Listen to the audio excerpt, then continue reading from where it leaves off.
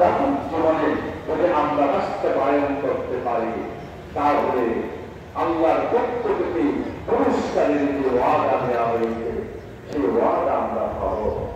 সম্মানিত বান্দার ভাইয়েরা, আল্লাহর পক্ষ থেকে যে পুরস্কারের কথা বলা হয়েছে সেই পুরস্কার কত বড়, সেই পুরস্কারের ধরন কত বড়, এটা কেউ কল্পনা করতে পারে না।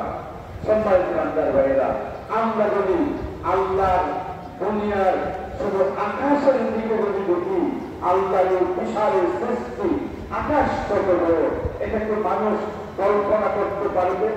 আল্লাহর এই যে সমগ্র আল্লাহর সৃষ্টি, সমগ্র বিশাল এই অতলান্ত মহাসাগর, এটা কত বড়, এটা কিন্তু আয়ত্ত করতে পারবে?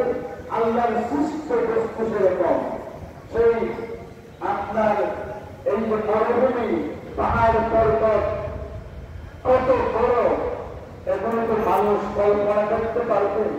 আল্লাহর মুক্তা কথা হলো আল্লাহর সৃষ্ট বস্তু প্রত্যেকটা মানুষের কল্পনাটি।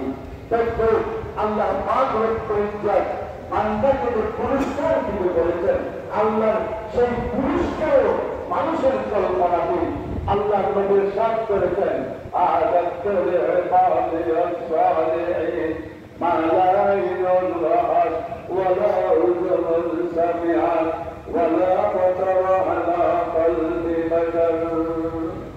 সম্মানিত বান্দার ভাইয়েরা, এজন্য আজকের এই দিন হলো এই তওবার দিন।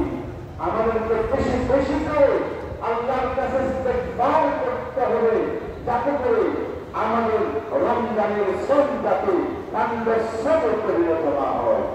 রমজানকে আমরা কষ্ট করে রোজা রেখেছি, নামাজ পড়েছি, আল্লাহর ইবাদত করেছি, সেই ইবাদতটাকে আল্লাহ তাআলা কবুল করেন।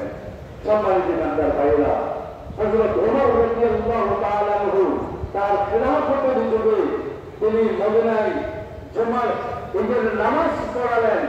ঈদের নামাজ পড়ে তিনি সরাসরি বাড়িতে চলে গেলেন। বাড়িতে চলে গিয়ে দরজা বন্ধ করে দিলেন। অন্যান্য লোকেরা তারা মানুষের বাড়িতে বাড়িতে দিয়ে নাস্তা করছেন, মিষ্টি ভোগ করছেন, কিন্তু তারা প্রথমে খেয়াল করতে পারেননি যে হযরত ওমর রাদিয়াল্লাহু তাআলা কোথায়। পরে তারা খেয়াল করলেন, তারা হযরত ওমরকে তালাশ করলেন, কিন্তু তারা পেল না।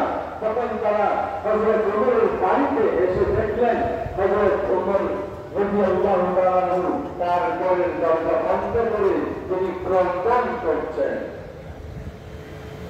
সবাই অবাক হয়ে গেলেন।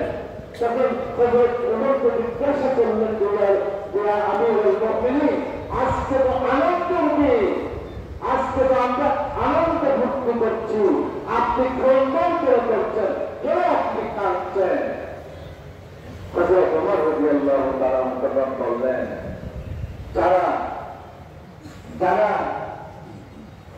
এই কথা নিশ্চিত হয়েছে যে ওনার রোজা আল্লাহ কবুল করেছেন, ওনার তারাবি আল্লাহ কবুল করেছেন, ওনার জিকির আজকার আল্লাহ কবুল করেছেন, ওনার ইস্তেগফার আল্লাহ কবুল করেছেন, ওনার দান খয়রাত আল্লাহ কবুল করেছেন, উনি যদি আল্লাহকে কবুল করেছেন এই ব্যাপারে যদি উনি নিশ্চিত থাকতে পারে, তাহলে উনি উনার জন্য আজকে প্রসঙ্গী। কিন্তু আমি ওমরকে জানি না যে আমি ওমরের রোজা আল্লাহ কবুল করেছেন কিনা, আমি ওমরের এই তারাবি দান খয়রাত ইস্তেগফার তওবা আল্লাহ কবুল করেছেন কিনা জানি না। জাতীয় ময়দানে আব্বা ছোটভাই ফারুক সহ সবাই কক্সবাজার জেলার নামাজ করার জন্য এসেছি। আজকে 30শে মার্চ 2025।